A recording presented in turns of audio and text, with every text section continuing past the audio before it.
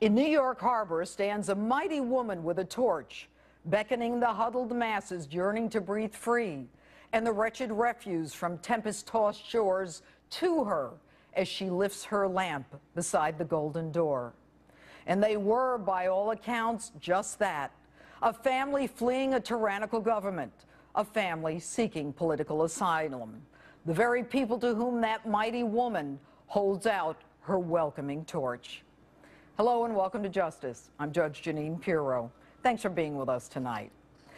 This week, as America wakens from the nightmare visited upon Boston, as many painfully start the long road to recovery, we begin to comprehend the enormity of the violence that was visited upon us.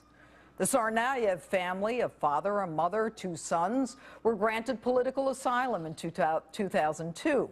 We opened our arms to them, showered them with food and money and housing and education and all the freedoms of American citizens. And look at how they repaid.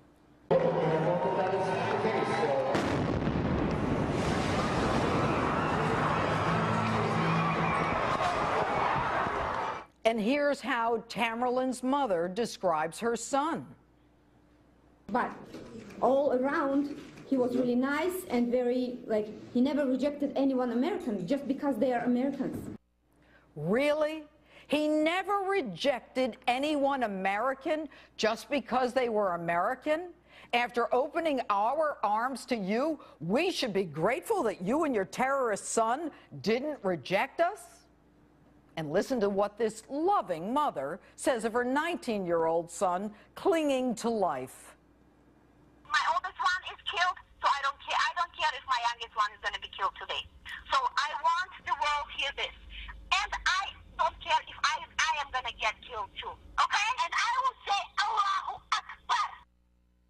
Does that sound like a mother already devastated by the death of one son? Or a woman on her own radical jihad, willing to sacrifice yet another son in honor of their God? And get this one. Why did send him to the, Guantanamo or whatever? Why did they kill him? Why didn't they send him to Guantanamo? So now you knew he was a Muslim jihadist? That you raised a Muslim jihadist? If he's innocent, why would he even need to go to Guantanamo? And get this one.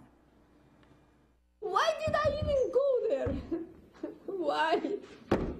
I thought America is gonna protect us, our kids. It's gonna be safe for any reason, but it happened opposite. My kids America took my kids away from me. Really? America took your sons from you? They killed Americans. They injured more than 200, blinded, deafened, and blew the legs and arms off of innocent civilians, turning the city of Boston into a lockdown war zone of casualties, amputees, and a future of post-traumatic stress. And America should protect you? Your sons killed us. We're the ones who needed the protection. And you ask, why did I even go there? I'll tell you why. You came to suck the fat of our land, to take our money, to educate your terrorist sons, to steal from us, to go on public assistance, to get housing and food stamps, while you drive your Mercedes-Benz, all the while your family going back and forth to the very country from which you claim political refuge. Might you guys have lied on that old political asylum petition?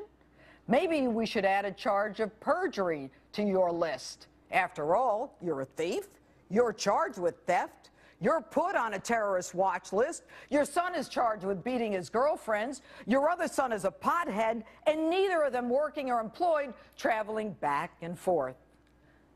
Most Americans can't even afford a vacation. They're losing their homes. If they're lucky enough to have a job, they live check to check. The elderly choose between food and medicine. Servicemen and women are getting cuts in their benefits.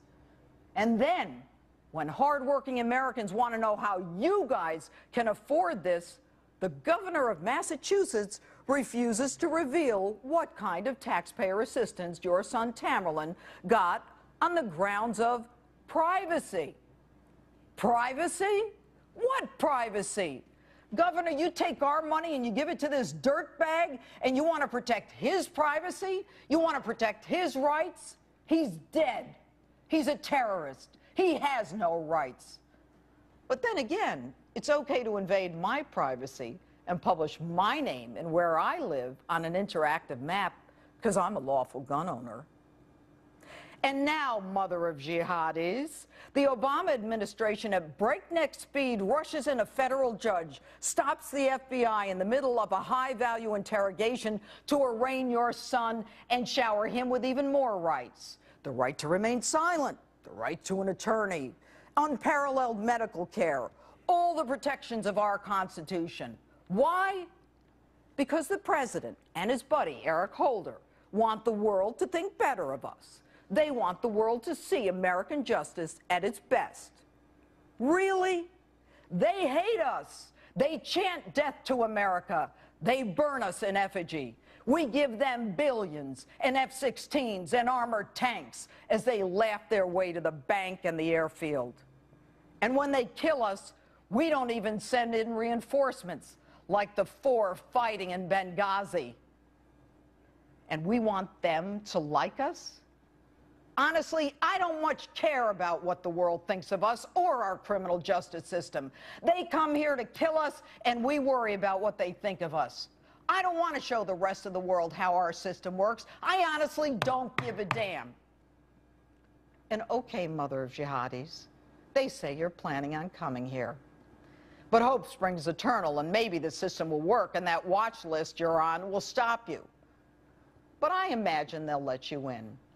And if they do, I can only pray that they'll activate that outstanding bench warrant against you for larceny. And what's that? You can't afford an attorney? Too damn bad.